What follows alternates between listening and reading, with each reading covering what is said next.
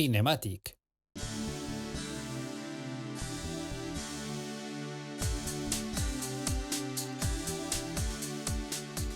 Soy Diego Marqueta, consultor y formador en comunicación y presentaciones.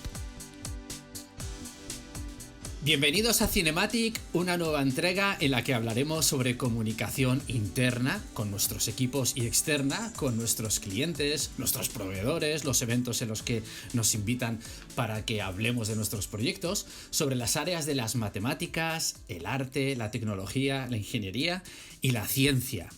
Y hoy vamos a hablar en el área de la ciencia de la medicina, porque nos acompaña Carlos Fernández Jiménez, que es doctor en medicina en la especialidad de bioquímica clínica, es decir, para que nos entendamos, análisis clínicos, y es una persona que se puede decir que en su ámbito, en la citometría de flujo, está considerado uno de los mayores expertos en España, hasta el punto de que le llaman de Kuwait, de Estados Unidos, de prácticamente todo Cono Sur en América Latina, nuestra tierra hermana. Y lo mejor que podemos preguntarle a Carlos es que sea él quien nos cuente.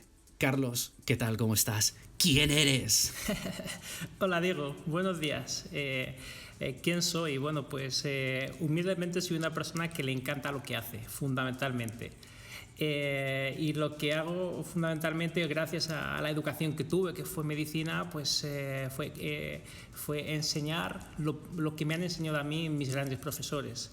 Me dedico actualmente, en los últimos 10-15 años, a formar a gente en el área, como bien has dicho, de las enfermedades hematológicas y en concreto de la citometría de flujo. La citometría de flujo, que bueno, es una especialidad, es una subespecialidad diagnóstica que ayuda a hacer mejores diagnósticos en el área de la medicina y en otras áreas. Yo tenía sabido, claro, en este caso venía fácil, citometría de flujo, CF, pues que es el contar y clasificar células, ¿no? Entonces digo yo, pues mira, CF, yo soy consultor y formador, pues CF, citometría de flujo, o sea, tú ibas ya para ello, ¿no? No sé. Sí, claro, y además, siguiendo la mnemotecnia, pues citometría de flujo, Carlos Fernández, pues que no podía dedicarme a otra cosa, está claro. Por eso mismo. Oye, ¿para qué empezaste a dedicarte a contar la citometría de flujo? Bueno, pues esta historia viene un poco de largo. En primer lugar, porque mi jefe me dijo, tú tienes dotes de docente, así que te vas a dedicar a esto. Obviamente fue un jarro de agua fría, porque yo venía de la clínica y yo decía, no, yo quiero ver pacientes, yo no quiero contar historias. Pero a raíz de que conocí a mi mujer y luego tuve a los niños, y cuando los niños me preguntaban, papá, ¿qué haces? Porque pues, el papá de mi compañero es bombero y sé lo que hace un bombero, pero es que yo no sé lo que tú haces, papá. Digo, bueno, pues yo lo que hago es contar células. ¿Y qué es eso? ¿Cómo cuentas células? Entonces me di cuenta que yo podía tener mucho conocimiento, pero que realmente no sabía comunicar lo que yo estaba haciendo. Y si nosotros no sabemos comunicar lo que nosotros estamos haciendo, es predicar en el desierto. Has dicho algo que lo vemos casi a diario, que es, bueno, yo quiero ver a mis pacientes, a mí no me vengas con historias de contar historias, nunca mejor dicho, de contar proyectos. Y en el ámbito de la ciencia, en el ámbito de la ingeniería, en el ámbito de la técnica en general, nos pasa continuamente. Y es que consideramos que basta con que contemos a nuestro equipo solamente o que hagamos bien el proyecto, pero que el que se enteren otros con mayor o menor precisión, pues como que es accesorio y muchas veces es más importante incluso. Esto me lleva a preguntarte, creo que no exagero cuando digo que se te llevan por medio mundo para hablar por citometría de flujo. No, es verdad. Afortunadamente, o gracias a Dios, es así, sí. Fantástico. Además, son empresas que se dedican a fabricar citómetros de flujo las que te llaman a ti para que cuentes en qué consiste esto de la citometría de flujo. Sí, correcto. Gente que hace que fabrica la tecnología, pero que muchas veces no sabe contar lo que ellos mismos hacen, o se lo saben contar, pero para gente que no es el consumidor final, con lo cual el consumidor final, que es el hematólogo, que es el médico que tiene que entender el diagnóstico de la persona, no sabe descifrar la información que esas herramientas tan potentes ofrecen al propio médico. Por lo tanto, es es algo contradictorio, ¿no? Por un lado tengo la mejor herramienta, pero por otro lado no sé cómo se usa y no sé darte la información final, con lo cual tú te gastas un pastón en hacer un diagnóstico que luego al final no sabes interpretar. Bueno, es un poco como a mí me gustan mucho los lápices, me compro, no voy a decir la marca, me compro unos lápices que valen un pastón y vienen sin afilar. Entonces digo, ¿qué me vale? Si no sé cómo utilizarlos, alguien que me enseñe a afilarlos. Además es una marca que tiene su propio afilador. Pero bueno, vamos a ponernos en situación. Y como estamos con un experto tanto en la materia como en contarlo, Carlos, cuéntanos para qué sirve la citometría de flujo. Básicamente lo que tú has dicho. Si yo se lo tengo que contar a mis hijos, le digo... Yo cuento... Somos todos, tú eres como Julio Iglesias, somos todos, todos somos tus hijos. Bueno, que no se entere mi mujer. Bueno, pues mira, es una tecnología que fundamentalmente lo que hace es contar elementos en suspensión, en una suspensión líquida, que pues se llama flujo, es un flujo líquido, y los elementos que va a contar y caracterizar, es decir cómo son, pueden ser células, pueden ser partículas, pueden ser muchísimos elementos sólidos en una suspensión líquida. De hecho, la citometría de flujo, cuando nace en el año 1970 aproximadamente, no nace para eso, no nace en el ámbito clínico, porque no había ordenadores. Entonces imagínate tú, cada puntito que pasa por un haz de luz continua, un láser que luego va a dar un pulso eléctrico. Claro, ese pulso eléctrico jamás en la vida se pensó que hubiese dentro de unos años unas máquinas que fueran capaces de almacenar todo eso. Con lo cual el objetivo de la citometría de flujo fue completamente distinto a la clínica. Lo que pasa que muchísima gente, pues gente espectacular y a las que le debemos mucho, y son héroes anónimos, porque realmente lo son y están salvando vidas o han salvado vidas gracias a pensar, han puesto la citometría de flujo al servicio de la medicina y al servicio de otras ciencias. En mi caso la medicina, que es lo que yo evidentemente más controlo. Entonces básicamente es eso, es contar elementos, y nosotros si contamos células, pues yo puedo contar 10, 100, 1000, 10.000, y actualmente tenemos herramientas que cuentan, imagínate, 10 millones de células en un minuto, o mejor dicho, perdón, en un minuto no, ojalá fuera en un minuto, en una hora, pero bueno, contar 10 millones de células en una hora y decir cómo son, pues ya quisieran los hematólogos poder hacerlo contando. Yo siempre pongo el mismo ejemplo a los hematólogos. Cuando vosotros vais al microscopio, ¿cuántas células contáis de las que realmente tenéis? Bueno, pues haciendo ese paralelismo... ¿Pero una por una o automatizado? Porque claro, a mí me lleva una tarde, ¿eh? Claro, pues es lo que te digo. Si tú le dices a un hematólogo, cuéntame 10 millones de células de una muestra, hemos hecho el cálculo. ¿Sabes cuánto tardaría en contar 10 millones de células y clasificarlas adecuadamente? Suponiendo... yo con Excel, a mí si me das Excel y un ratito, en una tarde te lo hago. Bueno, pues no, yo ni en 20 años no lo sé. Bueno, pues un hematólogo, suponiendo que dedicara 10 horas de su día a contar esas células, tardaría 96 años. Significaría que con un poco de suerte un hematólogo que viva 100 años... pues no contaría 10 millones, porque obviamente no empezaría a contar células a los 4 años de edad. Bueno, si Jordi Hurtado se dedicara a la hematología, lo teníamos hecho ya. Ojalá, pero me parece que no le ha dado por ahí, pero bueno. Saber y contar. Mira. Oye, y esto, la citometría de flujo, esta capacidad de contar células, clasificarlas, ¿de qué manera mejora nuestra vida, Carlos? Pues responde muchas preguntas y al mismo tiempo genera nuevas preguntas. ¿Por qué? Porque lo que te digo, si de alguna manera el clínico va a pedir esa prueba para intentar clasificar a un paciente en una enfermedad o en otra en función siempre de unos criterios históricos. ¿Cuáles son los criterios históricos? Pues ¿qué le pasa al paciente? La semiología.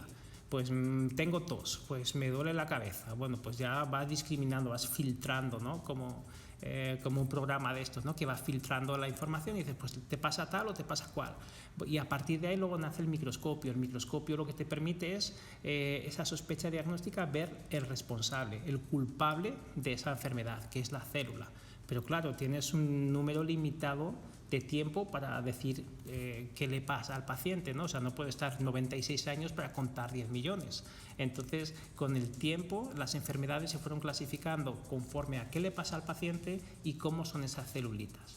Pero claro, cuando empiezas a contar y a contar y a contar multiparamétricamente la M de citometría de flujo, te das cuenta que no todas las células son iguales. O sea, para mí la citometría de flujo ha sido como descubrir la humanidad dentro de lo que es el hombre, con lo complicado que es, dentro del propio hombre. Porque tenemos linfocitos, que son los policías, y dentro de los policías está la Guardia Civil, y dentro de la Guardia Civil hay distintos subtipos de Guardia Civil, pues los linfocitos T son una cosa parecida a eso. Luego tenemos los linfocitos B, que son los que lanzan los gases lacrimógenos, con lo cual es una subunidad distinta, es decir, te abre una cantidad... O sea, que tienes a la unidad de intervención policial, tienes a la Guardia Civil, y a lo mejor incluso tienes tu unidad de inteligencia, que será tu sistema inmune en sí. Claro, efectivamente. O sea, nos ha ayudado a descubrir, a ver la vida de otra forma y a integrar realmente lo que pasa. Es decir, una cosa está relacionada con la otra, los linfocitos, estas células es prima hermana de la otra, y ves la conexión.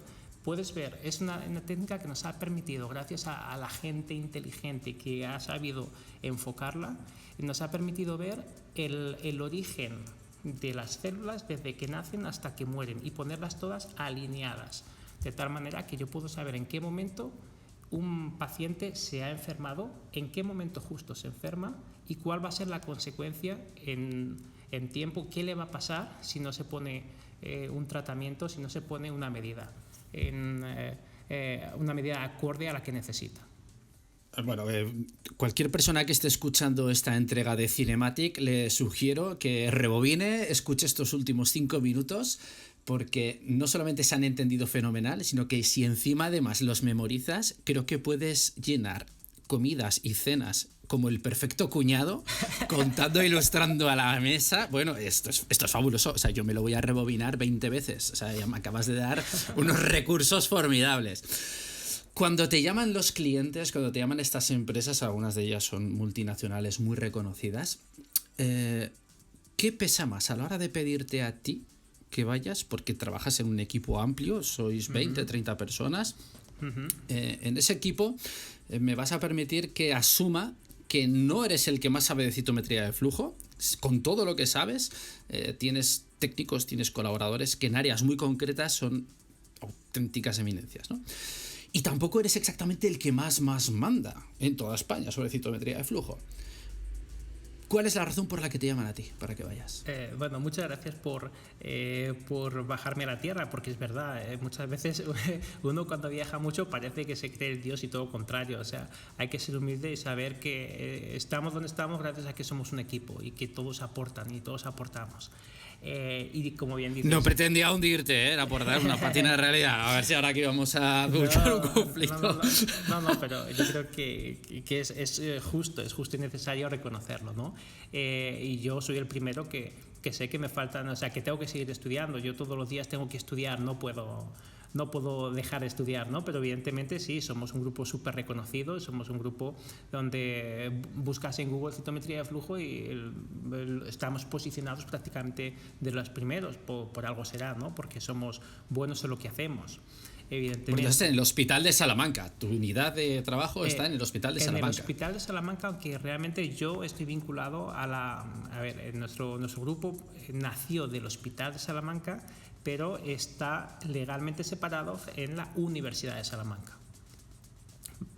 ¿Vale? O sea, pero vamos, somos un equipo, somos una piña. De hecho, es hospital universitario, con lo cual, bueno, pues una cosa es legalmente. Probablemente sí. En los 802 años que cumple este año la Universidad de Salamanca, creo que sois los primeros en hacer citometría de flujo, ¿verdad? Sí. Cuando Fray Luis de León creo que no había citometría. No había. Creo que con Unamuno hubo algún intento y tal, pero Unamuno el láser como que no lo veía, me parece. No lo veía, su pensamiento estaba mucho más allá. Él veía más niebla que láser, sí. Exactamente. Había otro tipo de flujos ahí, más que los que estamos manejando. Bueno, para no perder el foco, evidentemente sí, es cierto. ¿Por qué me llaman a mí y no llaman a otros? Bueno, nuestro grupo, bien dice, somos a nivel global 60 personas, pero de que gente que enseñamos, gente que estamos en el día a día enseñando, somos cerca de eso, como unas 20, 30 personas. Y de ahí, también se me olvidó decirlo, o no lo dije un poco por humildad o no sé, el caso es que yo soy el coordinador de la docencia.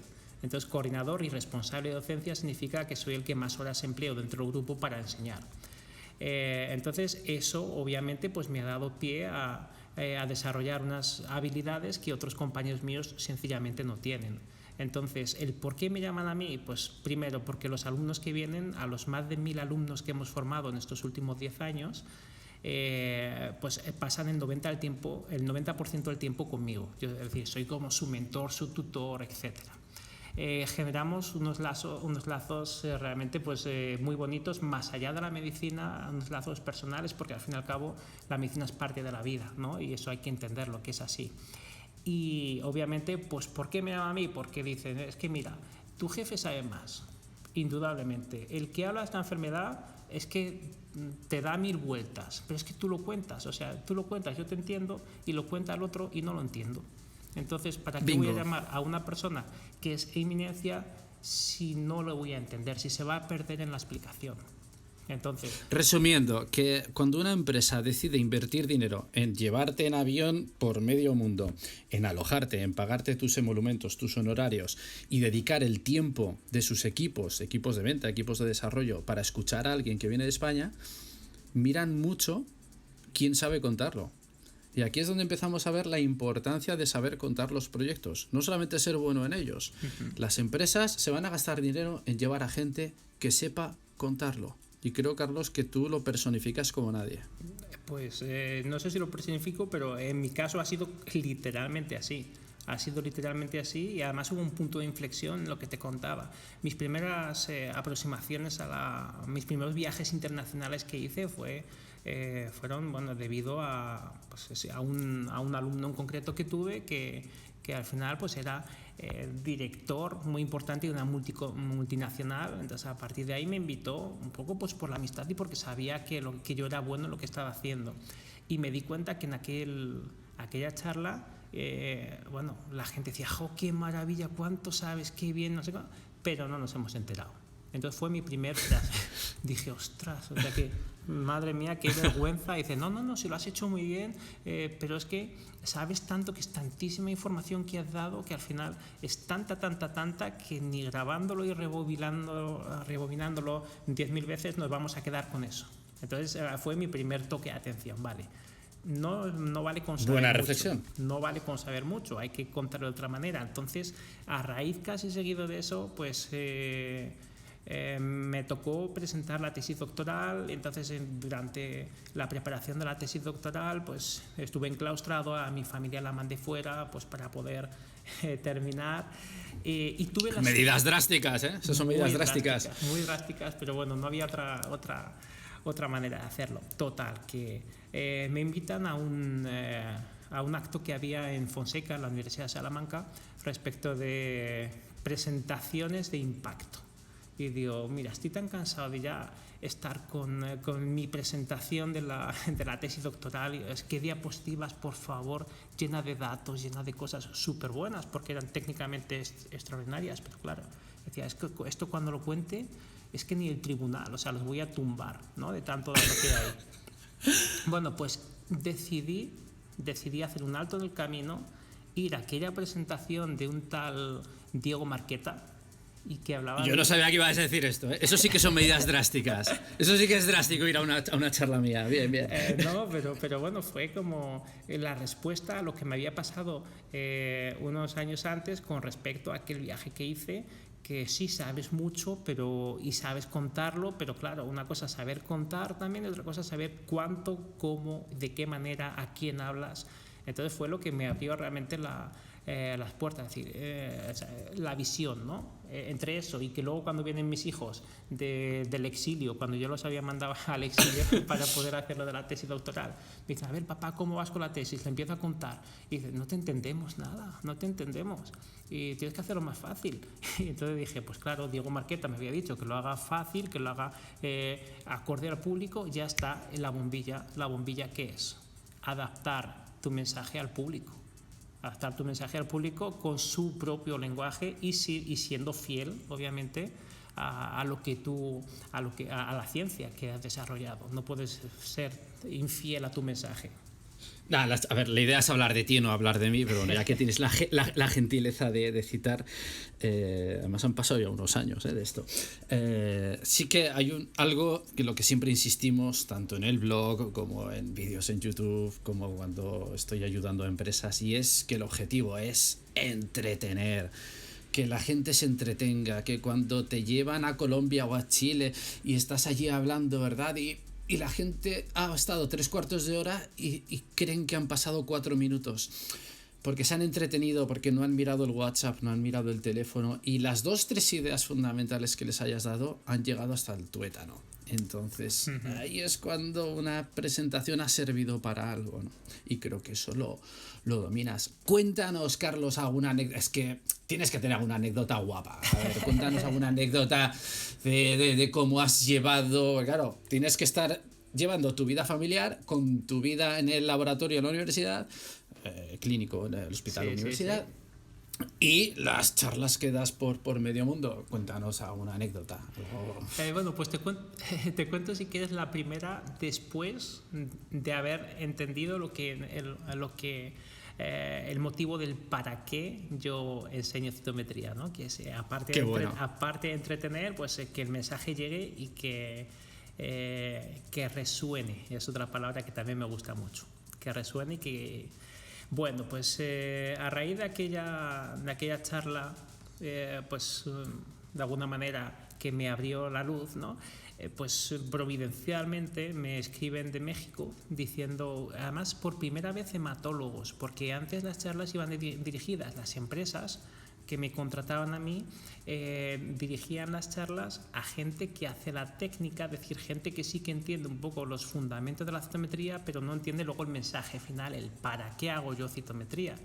O sea, qué utilidad le va a dar el hematólogo, ¿no? Entonces, bueno, pues estábamos en una zona de confort como que muy agradable. Entonces yo me sentía a gusto porque yo, bueno, pues había más o menos adaptado mi lenguaje, pero bueno, éramos muy técnicos, por eso mis hijos me decían, no te entendemos nada, ¿vale? Entonces, de pronto, que un hematólogo me contacte en México y que me diga, oye, lo que vamos a hacer es una charla para hematólogos que no tienen ni idea de citometría de flujo. O sea, es como mis hijos, pero en grande. O sea, mis hijos, al fin y al cabo, pues, si no les gusta algo, aunque sea por respeto a su padre, no le dicen nada, pero unos hematólogos con nombre internacional, que yo les voy a hablar de algo que ellos están demandando de nivel 0, pues entonces, ¿cómo me las apaño? Entonces yo quería salir corriendo de ahí. Digo, no, yo no me atrevo a esto. Digo, pero ¿cómo no me voy a atrever? Sí, total. Toma. Lo peor que puede ocurrir es que yo vaya, que dé la charla y que no les guste, que salga mal. Bueno, pues si sale mal, salió mal y pues de fracasos también se aprende, ¿no? Pero bueno, claro, y además, ¿quién va a morir? Es decir, de una mala charla no va a morir nadie. Hombre, intenta hacerla bien, pero que tú eres médico además. Claro. Si algo sale mal en quirófano, eso sí que tiene consecuencias. Pero si una charla no ha salido todo lo bien que tú habías querido, no pasa nada. Lo mejoras para la siguiente. Pero no se acaba el mundo. Sí, afortunadamente es así. Entonces dije, venga, pues yo para adelante. Yo voy y vamos a ver qué sale de esto. Entonces, claro, el hematólogo que contactó conmigo de una multinacional también, él compaginaba por un lado la parte clínica, el superclínico, con la parte de empresa, de farmacéutica además. Con lo cual la dificultad añadida de que, bueno, era gente que invitaba a esta farmacéutica que utilizaba determinados productos, determinados fármacos. Entonces, bueno, claro, tenías que tener cuidado a la hora de no contradecir nada o decir nada que fuera un poco, no sé, en contra de, vamos, nunca hablamos mal yo no soy de hablar mal delante ni detrás de nada ni de nadie, porque quién soy yo para juzgar, ¿no? Pero bueno, que siempre de algunos comentarios que te pueden salir, decir, oye, pues esto no funciona, ojo, pues nunca digas eso si una farma está detrás, o por lo menos lo vas a decir, tienes que tener una serie de datos y hay que saber decirlo, hay que ser muy políticamente correcto. Total. Pero esto que estás diciendo da para, es decir, esa asertividad de decir no, o decir algo negativo que vaya bien refrendado con datos, algo que sea inopinable. Sí. También muchas veces cuando das una puya o metes una crítica a algo, también estás legitimando lo bueno que dices después. Es como cuando respondes a algo que no, estás legitimando tú sí. Pero bueno, con esto podríamos hablar una tarde entera. Pero es interesante, ¿no? Porque aquí estás mezclando estás combinando bien el concepto de no morder la mano que te da de comer. Exacto. Con ser estricto en lo científico y en lo que vas a contar. Entonces ahí hay una línea, un equilibrio importante, ¿no? Sí, no, ya te digo que aquello fue... O sea, ahora que cada vez que lo pienso, digo, ¿y en qué jardín me he metido? O sea, si me vuelvo a meter otra vez, o sea, lo mismo a lo mejor ni vuelvo. O sea, porque claro, he visto atrás, he visto ya de lejos, con la distancia, con más experiencia, pero bueno, en aquel entonces era un poco más joven, total, que yo voy para allá. Y el hematólogo me dice, mira, la charla, como es para hematólogos y es, en fin, para un curso pre-congreso y tal, es en Mérida, hace mucho calor. Mérida, de allí de México, ¿no? Dice... pues va a ser en un cine. ¿Cómo en un cine? ¿De qué vas? Sí, en un cine, no voy a hacer publicidad, pero en un cine VIP. Pero la gente era un autocine, la gente que iba a escucharte con las palomitas en sus coches o... Pues no era autocine, pero sí era un cine VIP, con lo cual iban con sus palomitas, con sus Coca-Cola de refill, y era a las 4 de la tarde de 4 a 8. O sea, una charla de 4 horas en un cine donde las butacas se convertían prácticamente en asientos de business de cualquier avión comercial. O sea, una cosa brutal. Entonces yo me veo ahí, cuando ya por fin llego a contar principio de la citometría de flujos para hematólogos que no saben lo que era la citometría de flujo prácticamente, y todos los hematólogos sentaditos ahí con sus palomitas, con su Coca-Cola, con los camareros pasando de vez en cuando haciendo refill. Bueno, y yo digo, ¿y cómo? ¿Qué pinto yo aquí? Pero podías ofrecer un extra de patatas ya puestos ahí. Pues sí, la verdad que sí, pero dije, bueno, si este es el reto y yo he venido para acá y como yo creo que las cosas suceden porque tienen que suceder, nada, y en la vida no es nada casual. Lo puede llamar casualidad, pero yo creo que no existen las casualidades. El caso es que digo, pues esto tengo que sacarlo adelante. Entonces, bueno, pues gracias a aquella charla motivadora, pues lo que me hizo fue empezar con mucha fuerza. Es decir, no, venga, yo aquí no puedo empezar a ponerle una imagen de citometría a un hematólogo que no sabe lo que es la citometría, pero el hematólogo sí sabe lo que es un coche. Entonces empecé la presentación en una pantalla que nunca he visto en España, de grande y de 4 ultra, no sé qué, bueno, una cosa impresionante.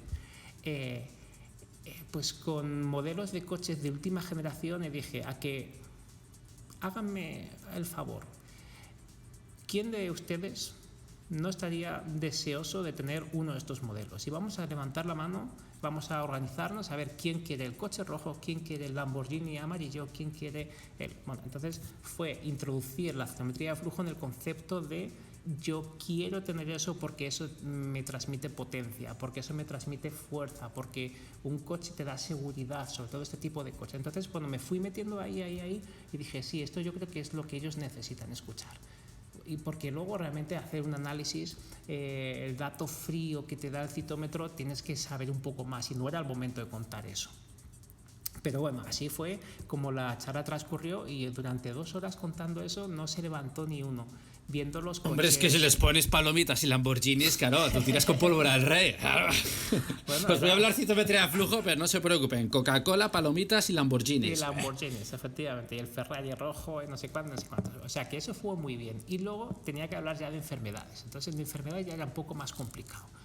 Y con una amiga mía, que era mexicana, le dije en aquel entonces, oye, mira, tengo que hablar de esta enfermedad, y esta enfermedad resulta que parece que va como que es la competencia entre una célula que compite con la otra, la buena con la mala, y dentro de las malas hay distintas malas, es como una familia. Entonces dije, oye, ¿tú sabes alguna telenovela mexicana que esté ahora mismo en boga? Me dice, sí, pues hay una telenovela que se llama Pasión y Poder. Entonces queda muy bien porque hay distintas familias. Venga, vale, muy bien. Entonces, cuando me estuve preparando la charla, me estuve bebiendo esa telenovela durante cierto tiempo y estuve analizando cómo iban. Entonces me acuerdo que la diapo estrella fue presentar la leucemia linfática crónica. Familia A, don Julio y doña Margarita. Familia B, no sé qué, no sé cuántos. Y el árbol genealógico, cómo iba bajando. Mira, si ves a la gente que ya en aquel entonces había pasado el minuto 37 de largo, con lo cual el nivel de atención estaba ya, pues obviamente, pensando en la palomita más que en el Lamborghini, de pronto le pones lo que todos los hematólogos estaban viendo en su tiempo de no hematología, ¿no? En su casa, y de pronto dice, la telenovela ha llegado a la citometría de flujo, a la leucemia linfática crónica, es como una telenovela. Entonces, a partir de ahí, vi que eso tenía mucho potencial y dije, bueno, yo no sé si de aquí me van a volver a llamar o no, pero lo que he conseguido ha sido entretenerlos. He conseguido, con esa analogía, que no se olviden que la citometría de flujo es útil porque aporta valor y que te permite ver las enfermedades como una telenovela, pero desde el punto de vista científico luego te doy todo el listado de artículos que te dice que esta célula es mala o buena por por esta proteína, por esto, por lo otro, que se hace así, se hace allá. Contarlo adecuadamente no va reñido con contarlo técnicamente y luego dar el suplemento adecuado. Claro. A ver, hay algo que has contado que me parece brutal, y es no solamente la metáfora, el contar con una metáfora, el contar con historias, pero es que está todo inventado, Carlos. Esto ya está en la Biblia, es decir, el contarlo todo con parábolas, ¿no? Sí. Pero es que además, mejor que eso, y es que les demostraste que algo te importan, porque te empapaste de la telenovela del momento y lo contaste con algo que les importaba a ellos. Entonces no solamente lo contaste de manera metafórica que se entienda, es que encima te buscaste un ejemplo de ellos. Y eso la gente cuando lo ve dice, vale, esto seguramente cuando vuelva a España no hace este tipo de exposición, se la ha preparado para nosotros. Claro. Y eso hace que la gente sienta que algo te importa. Sí, y en ese momento es cuando se crea esa conexión incluso técnica. Sí. Ya no es una conexión emocional, es una conexión emocional que se abre y te permite que lo técnico lo cuentes. Y esto es algo que siempre lo cuento en los cursos, ¿no? Y cuando estoy asesorando a algún equipo. Yo recuerdo, por ejemplo, a veces es con tonterías, ¿no? Pero pues a veces, por ejemplo, el pasado diciembre pues que estuve dando una charla en el CENIO y hay un momento en el que para hablar de la conexión emocional y el cómo contar una historia científica, hice incluso una referencia al viaje del héroe de Joseph Campbell y bueno, lo conté con lo que es el disparar la E de presentaciones emocionales y lo contábamos con el número de Euler, ¿no? Pues a la hora de hablar, el cómo originalmente pues Euler fue un apadrinado, un protegido de Jacob Bernoulli, de la familia, la saga de los Bernoulli, fabulosos en el mundo de la mecánica de fluidos, pues hice una comparativa con las Kardashians, por ejemplo. Entonces conté el cómo Daniel Bernoulli, el hijo de Jack, a su vez del hermano de Jacob, tal. Entonces dije, a ver, esto era como las Kardashians de aquella época, ¿no? Claro. Pues que entre todos ellos se comían el espacio mediático de la física, ¿no? Entonces, claro, esto según donde lo cuentes te dicen que me estás contando, pero claro, en un entorno científico te dices, sí. Y además con gente que son 20añeros, ¿vale? Sí. Entonces, creo que ahí has dado un ejemplo fabuloso. Cuéntanos alguna anécdota de cuando has estado por ahí viajando, algo que nos cuente, oye, que nos refuerce esa idea de cuánto te importa a la gente. Yo sé una que te pasó con las contracciones de tu esposa y si no te la pido que la cuentes. A ver si nos la puedes contar en 2 minutitos porque en 2 minutos intento contar, bueno, en 3 en 3 minutos. Allá por el mes de septiembre de 2017 contactan conmigo para hacer una formación en Colombia en el mes de agosto del año siguiente y en septiembre del año siguiente en Perú. Me dicen, queremos contar contigo porque nos importas, porque además era gente de muchísima confianza, gente muy amiga. Total, que yo doy el sí, digo, venga, voy, pase lo que pase, nada ni nadie hará que este viaje no vaya a salir. Ya se pone. Pareces Alaska cantando, ni tú ni nadie puede pararme. Sí, pero de estas cosas que dices, este viaje sí que me importa porque todos me importan, ¿no? Pero especialmente la gente que contacta contigo, que sabes que es gente de mucho valor, porque son amigos además y que ponen mucha confianza en ti, especialmente en eso sí que sabes que no puedes defraudarles. O sea, puede salir mal una charla, pero que no sea esa, vale. Especialmente, ¿no? Total, que bueno, digo sí, hablo con mi esposa, fenomenal, qué bien.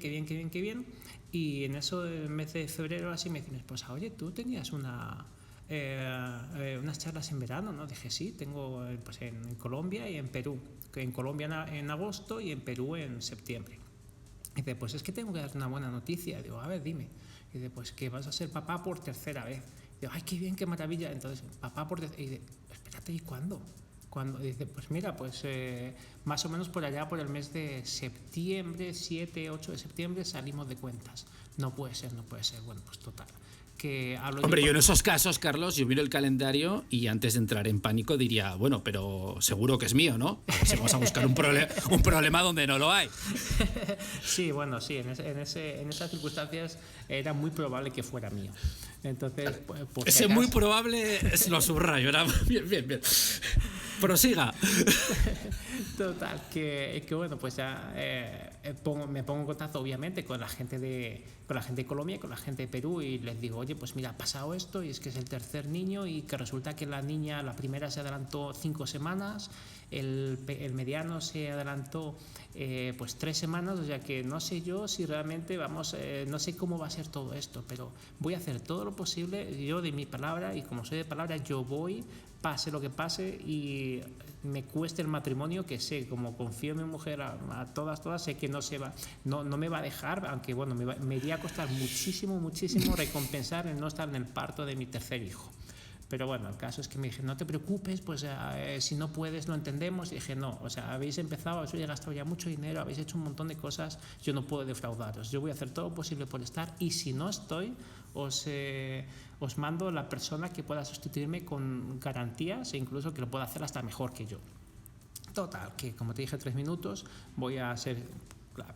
Total, que ya llego a Colombia, llega la época, el Congreso de Colombia, me monto en el avión, faltaban 7 semanas para el parto, con lo cual era imposible que fuera a dar a luz, pues me monto en el avión y recibo un mensaje de mi mujer, Carlos, tengo contracciones. Digo, no puede ser, que ya no me puedo ni bajar, no me hagas esto, por favor.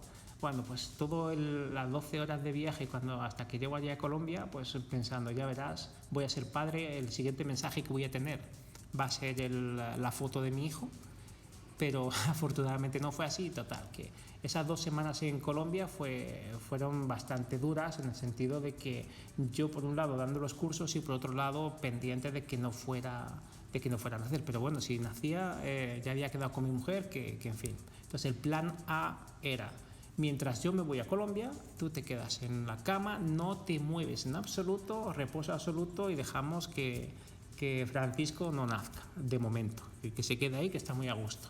Total, que cuando ya llego a Salamanca, episodio 1 conseguido, no nació Francisco, y ya di las charlas, di los cursos, fenomenal. Plan B, el plan B que era, pues durante esas 2 semanas que quedaban entre Colombia y Perú, teníamos que hacer que el niño naciera, pues no quiso nacer. Me voy a Perú y otra vez monto en el avión y otra vez, Carlos, que tengo contracciones. Digo, bueno, ya de esta no. Pero bueno, finalmente, afortunadamente, pues el niño no nació y de hecho ya cuando regresé de Perú, quiero decir, no nació antes de tiempo. Y entonces ya cuando regreso de Perú, pues todo fenomenal, pues el niño estaba muy bien e incluso hay de decir que se retrasó 1 semana, con lo cual fue un niño que ya desde el vientre materno... Igual no se atrevía. Prometía mucho. Es que si nazco le fastidio otra charla a mi padre. No, prometía mucho y sigue prometiendo, no te preocupes, que ya tendrás oportunidad de conocerlo, es el más clásico que hay. Pero vamos, sí, y ya te cuento una última que no te había contado, que no sabes, es que también en algunas charlas pongo algo de música, me gusta mucho la música. Entonces, en una charla en México, hablando un poco de lo que es el juramento hipocrático del siglo XXI, digo, mis jefes, que son los que realmente han revolucionado la citometría de flujo y son los que deberían tener un premio Nobel en el futuro de todo lo que están haciendo y son muy poco reconocidos. Bueno, pues el caso es que para mí esos son tan importantes que tengo una foto que les hice en una reunión hablando y les pongo de fondo la música de Los Panchos, una canción que se llama Sin un amor, ¿no? Y entonces yo digo, para mí esto es el juramento hipocrático del siglo XXI, porque dice, sin un amor la vida no tiene sentido, sin un amor le falta fuego al corazón. Y luego hay una parte, y digo, esto es lo que el hematólogo dice, ¿no? O sea, yo necesito el amor yo estoy por y para los pacientes, ese es mi amor. Y por otro lado, otra parte de la canción dice: no me vayas a dejar, te pido, no me vayas a quedar en el olvido. Entonces eso es como lo que le cuenta al paciente al médico: por favor, estate conmigo. Entonces como que me vino esa canción a la cabeza y la puse en una charla. Pues ¿qué pasó? Bueno, después de lo que has dicho, yo rebobino. O sea, la gente no se va a quedar con 5 minutos de la citometría de flujo. O sea, esto es para guardársela, cartografiarla, mecanografiarla y soltarla en las cenas. O sea, no hay nada como soltar unos versos de Machado o de Becker o una canción de Los Panchos. Pues sabes que cuando puse esa canción, la primera vez que la puse, resulta que se fue el audio. Y entonces dije: no puede ser, pues aquí iba una canción. Y dice la gente: ¿qué canción iba? ¿Es un amor? ¿Se habla? ¿Es un amor? Y dice: no, pues se la voy a cantar, con permiso de Los Panchos, y se la canté, así. Y dije: bueno, pues que me perdonen Los Panchos, pero bueno, más o menos esto es lo que venía a decir la canción. Bueno, pero el hecho de que te pongas a cantarla, con lo que significa cantar en público, ya es un detalle, ya es un gesto de nuevamente que te importan ellos, ¿no? Sí, claro. Oye, para terminar, cuéntanos algo después de todos los años que llevas dedicándote a esto. Cuéntanos, llámalo una técnica o un truco, una sugerencia, un consejo, una vivencia, algo que las personas que nos estén escuchando, y sobre todo si se dedican a contar ciencia, vayan hacer de la vida de los que les escuche algo mejor. Bueno, tú lo dices y lo dicen todos los que realmente, tú y cualquier gente, ¿no? Cualquier persona, tiene que apasionarte lo que te gusta. Es el punto número uno. O sea, si tú vas a contar algo, te tiene que gustar contarlo.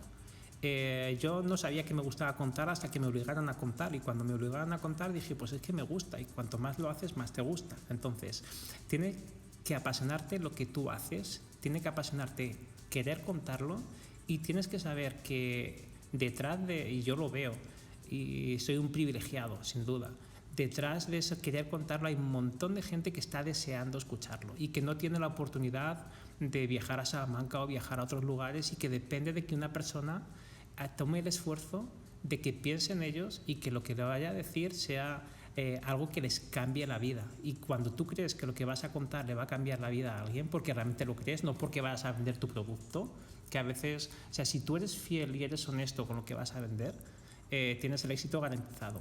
Ponte en los zapatos del otro, ponte en la butaca del que lo va a escuchar, y el éxito lo tienes. Pero no por ti, sino porque vas a conseguir lo que tú quieres, que es transmitir al otro lo que el otro necesita.